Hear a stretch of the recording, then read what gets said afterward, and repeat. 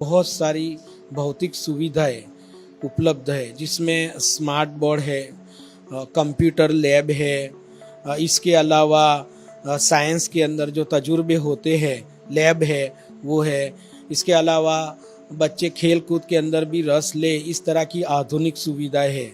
Smart board जो दिए गए हैं इंटरेक्टिव बोर्ड, उसके ऊपर अभी फ़िलहाल हाईटेक एजुकेशन जो मिलता है प्राइवेट स्कूलों में बच्चों को, बिल्कुल वही एजुकेशन हमारी सुमन के बच्चों को भी मिल रहा है। देश के प्रधानमंत्री ने जो नारा दिया है बेटी बचाओ बेटी पढ़ाओ, और इसी नारे के तहत हमारे समाज के लोग खास करके बच्चों को ज़्यादा पढ़ाते हैं। और मेरी स्कूल की बात करूं तो 300 बच्चों के अंदर 100 लड़के हैं और 200 लड़कियां हैं।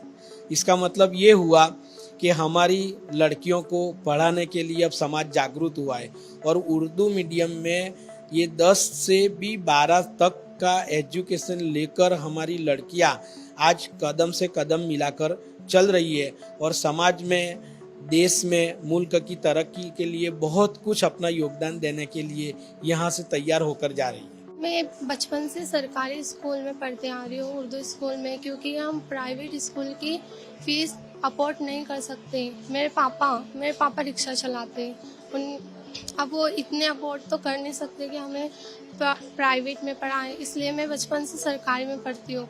अभी मैं सुमन में हूँ और उर्दू स्कूल में हूँ। अब आगे चल के मुझे उर्दू में ही शिक्षा लेनी है और टीचर बनना है। अब हम देखते हैं जैसे कि यहाँ लड़कियाँ बहुत ज़्यादा स्कूल में पढ़ती है, लड़कों से ज़्यादा लड़कियां रहती हैं। मेरा मानना ये है कि अब लड़की कोई भी धर्म की हो, हिंदू हो, मुसलमान हो, कोई भी हो, उसे पढ़ने का हक तो है। और बहुत सारी फील्ड है जिसमें लड़कियां काम कर सकती हैं। मैं चाहती हूँ कि लड़कियां आगे बढ़ें और वो काम करें और बहुत सारे नाम कमाएं। मेरा मानना पर्सनली यही है। हमारे पढ़ने के लिए उर्दू स्कूल में शिक्षा जैसे कि स्मार्ट बोर्ड है, और जैसे बहुत से कार्यक्रम होते हैं। अभी जैसे हम हमद करते हैं सुबह में, तो उसके लिए स्पीकर लगाए गए हैं, जो बच्चे माइक से वो नात शरीफ पढ़ते हैं और पूरी क्लास में आती है। तो बहुत सारी सुविधाएं उर्दू स्कूल में, जैसे कि हमें कंप्यूटर चलाना सिखाते हैं, स्मार्ट बोर्ड पे पढ़ाई कराते हैं, वीडियो दिखाते हैं। जैसे हमें इंग्लिश पढ़ना है, इंग्लिश के ऊपर हमें वीडियो बताते हैं, उसके मीनिंग समझाते हैं और बहुत सारी बातें बताते हैं जिससे हमें समझ में आता है। हमारे गुजरात में जो कॉरपोरेशन है उन्होंने सुमन की स्थापना की, और सुमन ऐसी स्कूल है जहाँ पे बच्चों को पढ़ना है तो बगैर फी के पढ़ते हैं, और यहाँ पे 500 से 600 बच्चे तालीम भी हासिल करते हैं।